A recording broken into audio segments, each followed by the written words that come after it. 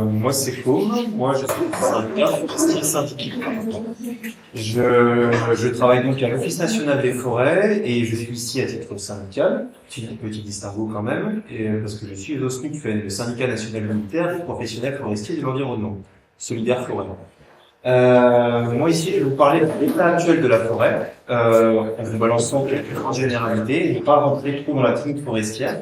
Je vais sans doute être jargonnant, donc si à la fin il y a des termes que j'ai employés qui vous paraissent pompeux ou difficiles à comprendre, n'hésitez pas à m'interpeller avant que je passe la parole à ce moment. Donc la forêt française actuelle, globalement, c'est pas parce qu'elle gagne en surface qu'elle va bien. Elle est fragilisée par le réchauffement climatique. Il vous a pas échappé qu'un arbre n'a pas de pattes et qu'il se déplace et s'adapte beaucoup moins vite que d'autres formes de vie. Par exemple, toutes les plantations d'épicéas dans le Grand Est qu'on s'est amusé à planter dans la zone pleine, elles sont en train de toutes crever. Il n'y en a plus une seule qui tient debout, ça nous donne des volumes de mortalité énormes, et ça permet de rebondir sur les chiffres que vous voyez, sur les plus 125% de mortalité des arbres en 10 ans. C'est ça. Partout où on s'est amusé à planter de l'épicéa en plaine, qui meurt. Il y a de cela 10 ans, justement, j'étais jeune étudiant dans la zone Limousin, pareil pour les sapins de Vancouver. Les sapins de Vancouver, lors de la... Comment le décrire il y a eu cette grande phase d'exode rural où on a enforesté tous ces territoires pauvres qui n'avaient pas un grand usage agricole valorisé. On a planté, grâce au Fonds forestier national, des arbres dessus. Les forestiers, dont l'ONF, ont fait des expériences, parfois gagnantes, parfois perdantes. Par exemple, le sapin de Vancouver, venant de l'île de Vancouver, qui se trouve un peu à Vancouver, on passe sur la côte nord du Canada, ouest du Canada. Eh bien, disons qu'à côté, la pluviométrie béarnaise, c'est la Californie, quoi. Donc, je vous laisse imaginer, on était déjà limite sur l'aire de répartition et de la pluviométrie pour que l'arbre pousse, à la faveur du réchauffement climatique. On le quitte, cette pluviométrie. Et tous ces arbres, on s'est amusé à faire des expériences, parfois, et qu'on a planté alors que on était à la limite basse de l'aire de répartition, à la faveur du réchauffement climatique, on en sort. Et on se retrouve avec cette forte mortalité. Ça induit également une diminution de la croissance, puisque un arbre, en période de sécheresse, il ferme ses stomates afin de privilégier sa survie et de réduire son évapotranspiration. Ce faisant, eh bien, sa période de croissance, ça devient le printemps, et non plus le printemps et l'été. Et là encore, je vous fais des raccourcis. Qu'est-ce que je peux dire de plus mortalité? La hausse des prélèvements. Alors cette hausse des prélèvements, elle est due à deux choses. D'abord, il y a la récolte de cette mortalité. En effet, pour permettre un maigre revenu aux propriétaires, eh bien, on a récolté ces arbres en train de crever. Je le dis parce que l'ONF y a pris sa part. Mes collègues du Jura et du Doubs, il faut savoir que nous, les forestiers, les gardes forestiers, on a une saison de martelage qui d'ordinaire s'étale de septembre à mai-juin. Eux, ils ont martelé toute l'année. Ils n'ont pas martelé 2 jours par semaine comme il est la tradition. Marteler, c'est le fait de désigner les arbres que le bûcheron pourra abattre. Ils ont martelé 4 à 5 jours. Il faut savoir que nous, les Basques et les Béarnais, on était appelés en renfort dans l'Allier à cause de la mortalité sur les chênes. Enfin, je sais pas. Enfin, c'est pour vous visualiser un petit peu la mortalité. Et donc, hausse des prélèvements sur ces arbres morts, mais également ces prélèvements, c'est aussi la technique forestière et cette tendance qu'on a à pousser à la coupe pour faire une recette, quelle qu'elle soit, sachant qu'il y a des exemples de forêts ayant de la mortalité qui arrivent à rebondir. Alors, il y a souvent un changement d'essence, il y a un fort taux de bois mort au sol, il y a provisoirement un risque incendie beaucoup plus fort, ça c'est pas niable. Ça va permettre de rebondir sur un diaporama suivant. Mais pour cet effondrement de la croissance totale, moins 54% sur 10 ans, eh bien ça, c'est la croissance en biomasse de la forêt. C'est le nombre de mètres cubes qui poussent, quoi. Et donc, toute cette hausse des prélèvements, plus ce risque incendie, qui va crescendo, eh bien, ça permet d'émettre du carbone plus qu'on en capte. Pourquoi? Parce que la machine forestière et le gars qui actionne la tronçonneuse, eh ben, ils le font pas à l'âge blanc. Hein. Tout ça, c'est ce qu'on appelle les énergies grises qui sont émises dans l'atmosphère au moment du travail du bûcheron. Et puis après, évidemment, si le seul débouché de ce bois-là, c'est la valorisation à très court terme en bois énergie ou en bois industrie avec une courte séquestration, un court stockage sous forme bois matériaux, bon, bah, il y a émission pratiquement directe. Le seul moment où le bois stocke réellement le carbone, c'est l'usage en bois de construction, ou bien c'est l'usage en bois de construction ou en ameublement quand c'est le meuble de grand papy qu'on transmet et qu'on va pas balancer à la déchetterie parce qu'il est temps qu'on dit. Voilà pour ce diaporama. Ok. Alors ça, c'est le scénario, c'est une projection RCP, c'est des projections qu'on utilise pour les aires de répartition. Là, c'est assez criant, ça parle du être. Le être, comme vous le voyez, on parle d'un endroit, alors, la compatibilité, c'est le bleu, le rouge, c'est les zones, le rouge et le blanc, c'est les zones où il faut s'abstenir, et je ne me souviens plus ce qu'est le vert, je vous prie d'excuser. Ce qu'il faut savoir, c'est que grosso modo, notre région, ça va devenir le Portugal en termes de climat, d'atmosphère générale. On va connaître une période pluvieuse de plusieurs mois et une période de franche canicule de plusieurs mois. Le hêtre est en Europe de l'Ouest l'arbre climatique des forêts tempérées de zones humides. Il pousse très bien, mais il lui faut de la flotte. Et climatique, ça signifie qu'il arrive en bout de chaîne de la pousse d'une forêt. Si vous partez d'un sol agricole ou d'une zone de plaine, progressivement, elle va s'enforester, d'abord avec des essences qu'on appelle nomades, comme le bouleau, ensuite avec des essences dryades, comme le merisier, le pommier, et enfin viendront les essences qu'on appelle climaciques, d'abord le chêne, puis le hêtre. Ce qui fait du hêtre et du chêne des arbres caractéristiques des zones forestières anciennes. Enfin, pareil, de grosses généralités, puisqu'il y a faudrait parler des processus de sylvogénèse et de comment une forêt se constitue, puis il y a l'aspect de biodiversité, c'est pas parce qu'il y a un être que tout de suite la forêt est ancienne, mais on est un peu pressé par le temps, on y reviendra peut-être dans les questions. Ok, là, je vous ai parlé de la hausse du risque incendie. Il faut savoir que nous, on nous a déployé la DFCI, la défense des forêts contre les incendies, et on a haussé les crédits de l'ONF à cause des événements du Pignada, mais également ce qui s'est passé au niveau des dunes, de la dune du Pilat. L'État s'est dit c'est quand même pas plus mal d'avoir un service forestier pour s'occuper de l'entretien et prévenir le risque incendie. Il faut savoir que le seul endroit où les pompiers ont pu commencer à lutter contre le feu, c'est grâce au travail de l'ONF. C'est un petit moment où je me brosse les épaules. C'est toute la forêt, il n'y avait pas d'acte de gestion à brûler, et il n'y avait pas possibilité, les pompiers mettaient leur vie en jeu à tenter de lutter avant d'arriver sur le pare-feu entretenu par l'ONF. Ça, c'est pour le rôle d'avoir une gestion forestière continue. Et ce risque incendie.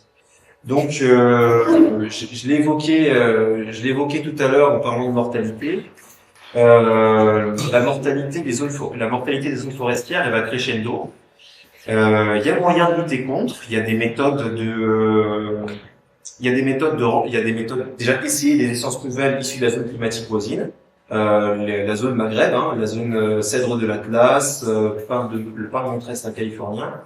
Enfin bref, faire de ce qu'on appelle de la migration assistée. Après, le risque, c'est qu'on fasse de nouveau les docteurs Mengele, comme on l'a de nombreuses fois fait dans l'histoire forestière. On s'amuse à planter en masse une essence miracle.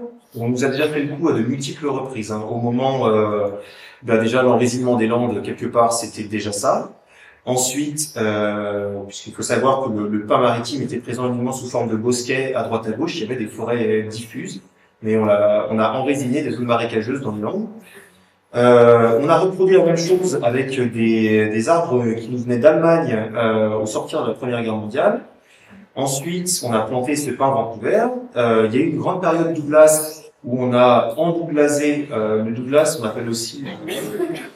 Comment on appelle le Douglas Pseudosuga minziesi. en latin. Sapin de Douglas, voilà. On a planté en sapin de Douglas toute la zone auvergne. Pareil, on a saboté les peuplements autochtones. Il y a de longue date une lutte dans le Morvan sur les mêmes enjeux, couper les arbres autochtones pour planter de la forêt qui pousse, de la forêt qui crache. Et ensuite, on se retrouve avec de la mortalité induite par cette question de compatibilité avec de pluviométrie, de limites d'air de présence d'arbres qui ne sont pas supposés être là. Il y a aussi dans toutes ces questions-là des questions de flore associée. Lorsque vous faites venir un arbre de l'autre bout du monde, certains champignons et insectes sont ce qu'on appelle ubiquinistes et réussiront à s'associer, donner lieu à une mycorhize, une forme de symbiose. Sauf que c'est pas le cas de tous. C'est même donc là non seulement il y a une perte de biodiversité, mais on expose ces arbres halogènes, dont les gènes viennent d'ailleurs. Ils sont plus fragiles en fait, parce que poussant hors de leur aire de répartition, ils ont moins d'alliés naturels. Par contre, tôt ou tard, la mondialisation nous amène leurs prédateurs. Ça a par exemple été le cas avec l'épicéa. L'épicéa, un insecte prédateur de l'épicéa nous a accéléré à travers le commerce. Grosse mortalité. Vous avez dû entendre parler dans la presse du nématode. Pareil, le nématode, de mémoire, il est argentin, à vérifier. J'ai pas non plus la science infuse. Et bien pareil, le commerce mondial nous l'a amené. Nématode du pain, vraiment vérifié, j'ai un doute sur ce que je vous avance. En tout cas, ce qui est certain, c'est qu'il n'était pas présent en Europe à la base, sachant que le nématode est une sorte de ver qui infecte un insecte autochtone, une sorte de capricorne. Un capricorne se retrouve infecté par un ver. Le ver est un parasite du capricorne. Et le nématode, lui, provoque la mortalité des peuplements de pins. Tout ça, c'est pour revenir sur cette idée d'associer d'ennemis lorsqu'on fait venir un truc de l'autre bout du monde. La migration assistée, elle a ses limites, il ne faut pas la présenter comme une solution miracle toujours. Il y a la résilience des peuplements, le darwinisme et le lamarckisme. Il y a des zones qui présentent une hygrométrie plus forte que la moyenne, où les arbres ont un patrimoine génétique, où ils sont un peu plus résistants. Et il y a des phénomènes de sélection. Alors après, ça induit qu'il va y avoir beaucoup de pots cassés. Concrètement, la forêt telle qu'on la connaît, elle va se transformer. Déjà, de par cette baisse de la croissance vis-à-vis de ce que je vous expliquais sur les stomates, elle poussera beaucoup moins vite. Ça va avoir des répercussions sur bien sûr nos potentialités de coupe, si on veut conserver une vision patrimoniale de la forêt. Patrimoniale ou matrimoniale, hein, c'est bien parce qu'il faut employer un mot. Tout le rôle de nous autres des forestiers, c'est d'avoir cette vision long-termiste et non pas considérer la forêt comme une mine. Et je crois que je m'égare dans les détails. Je vais peut-être passer la parole à cela. Puis on y reviendra dans les questions, peut-être. Sur la carte juste avant, ouais, le risque incendie que vous voyez autour du pourtour méditerranéen, c'est en fait, on a tendance à penser que c'est bon, on est à l'abri de ce genre de risque. Le réchauffement climatique, il se fait aussi sentir autour du pourtour méditerranéen. C'est-à-dire que les arbres qui sont habitués à des fortes chaleurs et de faibles régimes hydrométriques particuliers subissent également un effet supplémentaire de dérèglement lié au réchauffement climatique. Voilà. Donc ces risques-là, en fait, ils ne sont pas juste localisés là où on a l'habitude de les voir aux informations, etc. C'est des risques qui vont bouger également avec ces périodes de forte chaleur et de sécheresse associées. Donc c'est un risque incendie qui va bouger.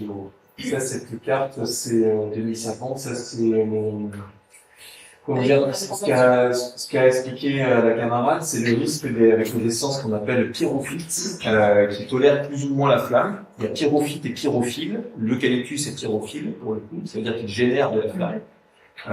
Et ce qui n'est pas le cas du chêne par exemple, qui a une excellente résistance à la flamme à cause de son organisation.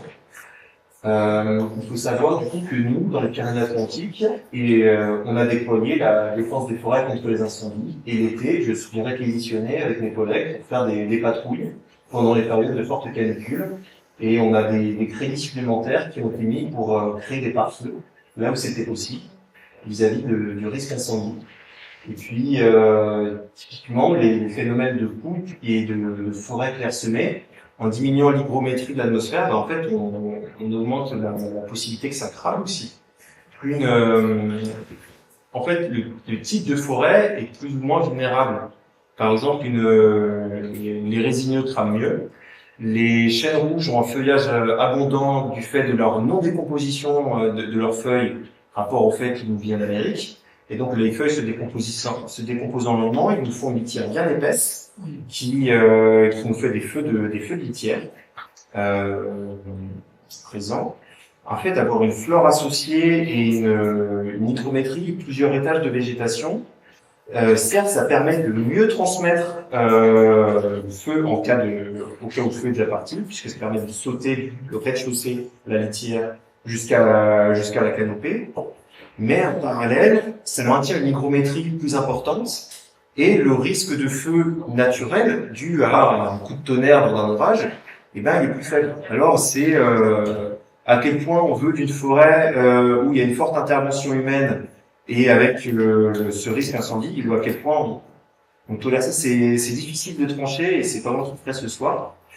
C'est un sujet compliqué, surtout qu'il y a le risque incendie, mais c'est pas tout le seul risque. Il y a tout ce que tu nous as expliqué sur les phénomènes positifs associés à la forêt, le cycle de l'eau, l'érosion des sols, la chute de la biodiversité, la flore forestière, c'est 70% de la flore de l'Hexagone, sans compter les colonies. Les colonies, bon, ça fausserait les chiffres avec l'effet jungle. Et puis, enfin, il y a le risque de vent. Une forêt avec plusieurs étages de végétation risque moins de se casser la gueule toute seule lors d'une tempête. Une futaie équiède, où tous les arbres ont le même âge, c'est une vulnérabilité augmentée à la tempête dans les 3 à 5 années selon l'intensité de la coupe après une coupe, puisque forcément il peut y avoir un effet Mikado avec le vent qui s'engouffre là où il n'y a plus le pied de l'arbre récolté. À l'inverse, s'il y a on laisse une strate arbustive et ce qu'on appelle aussi des arbres dominés dans le vocabulaire, eh bien on réduit la vulnérabilité au vent. Les vents aussi, on continuera d'en avoir. Hein.